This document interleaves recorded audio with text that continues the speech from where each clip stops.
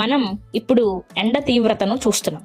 టెంపరేచర్లు north ఇండియాలో 48 డిగ్రీలకి చేరుకుంటున్నాయి. కాకుండా ఈ సంవత్సరం ఒక సూపర్ ఎల్ నినో డెవలప్ అవుతుంది. ఎల్ నినో అంటే కేవలం వేడి వాతావరణమే కాదు, ఇది ప్రపంచవ్యాప్తంగా వాతావరణ పరిస్థితుల్ని తలకిందులు చేస్తుంది. చరిత్రలోకి వెళ్తే 1876లో ఈ ఎల్ నినో కారణంగా భారత్తో పాటు చైనా, బ్రెజిల్, ఆఫ్రికాలో భయంకరమైన కరువులు వచ్చాయి. ఇక్కడ ఎండ వేడికి తట్టుకోలేక చాలా మందికి మొదట హీట్ క్రాంప్స్ వస్తాయి. ఈ హీట్ క్రాంప్స్ రావడం వల్ల మన బాడీలో సాల్ట్ అండ్ వాటర్ కంటెంట్ తగ్గిపోతుంది.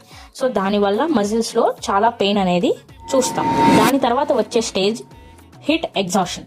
ఇది చాలా క్రిటికల్ స్టేజ్. ఈ సమయంలో శరీరంలో బాడీ కూలింగ్ మెకానిజమ్స్ అనేవి సరిగ్గా పనిచేయవు.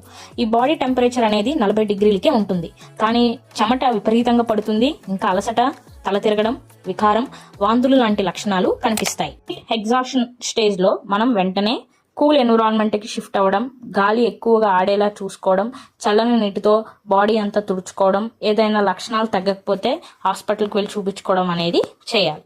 నెక్స్ట్ ఇది కనుక మనం జాగ్రత్త పడకపోతే నెక్స్ట్ అది హీట్ స్ట్రోక్ కింద మారుతుంది.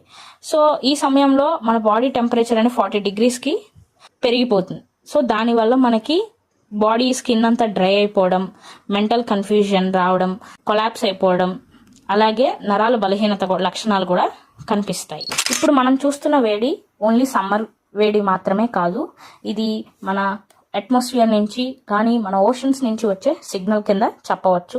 సో అందరూ బాడీని హైడ్రేట్ చేసుకోవడం, నీళ్ళు ఎక్కువగా తాగడం, ఒకళ్ళు జాగ్రత్తగా పరుచుకోవడం అనేది చాలా ఇంపార్టెంట్. ఇలాంటి మరిన్ని మెడికల్ ఫ్యాక్ట్స్ కోసం ఇప్పుడే like, share, subscribe to my channel and also share it to your friends.